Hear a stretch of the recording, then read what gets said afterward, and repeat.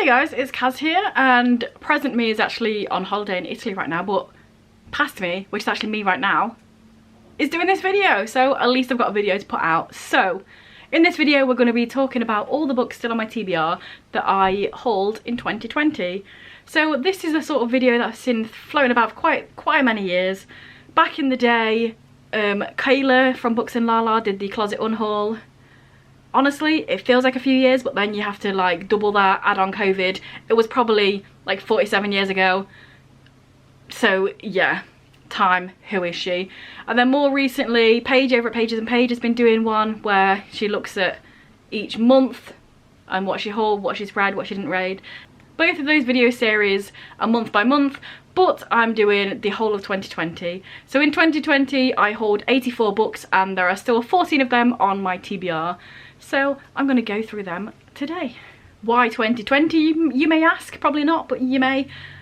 It was just the first year that I started doing my spreadsheet, so it's very easy for me to see what is still on there. So yeah, without further ado, let's just dive in and talk about all the books. So I still have 2 books from my January haul to read, and those are the second and third book in the Mistborn trilogy, book 2, The Well of Ascension, and book 3, The Hero of Ages.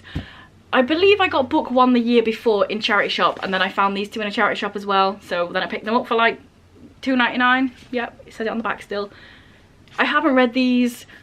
I can't even give you the synopsis for the Mistborn because I don't really know, but I don't really want to know. It's like a big fantasy series, and then there's other series that are attached to this series, and it's a thing and people read them, and Brandon Sanderson's a big name, so when I saw them I thought, you know what, get them. I'm not mad about not reading these. They are really chunky, and I have started loads of series, so I'm not too fussed about not starting another one. They're on my TBR for when I need to get to them, which is not right now, which is fine. From February, I have 1 book that I haven't read from that haul, and that is Infinity Sun by Adam Silvera. And honestly, I'm kind of a little bit terrified about this book because every Adam Silvera book I've read made me cry, very emotional, all the feels. And then this one, it's got so many mixed to average to negative reviews, and I'm not all about taking the reviews and then running with it, but also it got me scared.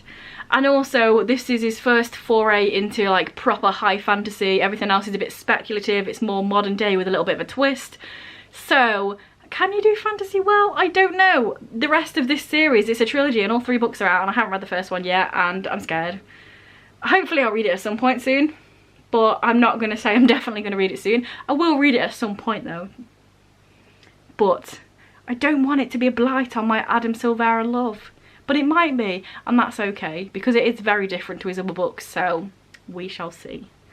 And this one I can't really give you a synopsis. This is like dragons and stuff, probably. 2 brothers, epic war, good and evil. I don't even know. And that's fine, because again with fantasy it's good to not really know much about it, but also I'm scared, so yeah. Jumping quite a bit forward into 2020, I have 1 book from May that I haven't read, and this is kind of an epic love story by Case and Calendar. And this, as the title may suggest, is like, it's a rom-com-y. I don't even know if it's a rom-com, but it's definitely rom. Who knows about the com? But yeah, it's contemporary. It says something about an aspiring screenwriter. Again, I don't really know much about this. I just got it because I wanted to give it a go. And this one is one that I very easily could have read at any point. It's not one that I've been put off. It's not one that I'm purposefully leaving. It's just like, why haven't I read this? I don't know. I just haven't yet. So maybe this one will be one that I'll read soon. We shall see. I'm not putting any pressure on this video. It's not like, here are the 14 books and now I have to read all of them this year. It's not that kind of video. It's just a little look and see. And there you go. So yeah, I feel like this is going to be a really quick, simple, easy, fun, hopefully, enjoyable, maybe cute, we shall see, contemporary, so yeah. Should read it soon, really, realistically. Jumping ahead again to September, I have 3 books from my September haul that I haven't read, and it's all one series. So it's the Spinster Club, Spinster Cycle, the Spinsters. It's that. Am I normal yet? How Hard Can Love Be? And What's a Girl Gotta Do by Holly Bourne. And this one was very much just a random choice I've never really looked at these books and think, oh, I really wanted to get to them, but so many people that I know and enjoy videos on in BookTube really like this series. They talk about being good. It looks like it's going to be just like your average sort of young adult to even younger than young adult books, but maybe I'm just judging them by the cover. They seem to have a lot of love, and I saw this whole set for like £1. I know it's £3, so they're £1 each in the works, brand new. So I thought, you know what, I grabbed them and see what all the fuss is about. And then 3 years later, I've not seen what all the fuss is about yet, but they're there and I will read them because I have heard really good things. And I think there's like a bunch of mental healthy sort of stuff in here as well, which looking at the books you wouldn't necessarily know unless you actually read the books, and the second thing says off her meds. So yeah, and also it says college, so maybe the front, maybe it's not middle grade-y YAE, that is young stuff. You see, I literally don't know anything about it, but all I do know is that people seem to like it, so hopefully I do as well. We're halfway through. That fell really well because that's 7. I've got 7 more, so let's head on over to a message from one of the spons and I'll be back with the final 7. Hello lovelies.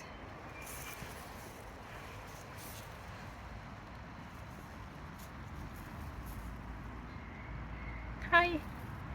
Next up in October I have one book from that haul, and that is Camp by Elsie Rosen, and another one that I don't know why I haven't read this. Every time I look at it, or I've put it on TBRs in the past, I readathon stuff, I just haven't got around to it yet. It seems like it's just going to be a load of fun. As the title suggests, it's about a camp and it's for queer youths, and then that's pretty much all I know. But it's going to be a fun time, I bet, probably. I haven't read it, but this one is definitely one that I feel probably should get read this year because there's no reason not to. I actively feel like I will enjoy it, and yeah, maybe this is one that I should get to. Then I have 3 books from November, not a series this time, they're actually different books. So the first one is Wonders of the Invisible World by Christopher Barzak. This is a contemporary with a bit of speculation twist because it's about, it's a coming of age, coming out stuff, but also it talks about seeing stuff from the past. I don't know how that's going to be done, but it's talking about stuff that happened to his granddad and his father and these other things. So I don't know how that's going to happen, but it does sound interesting.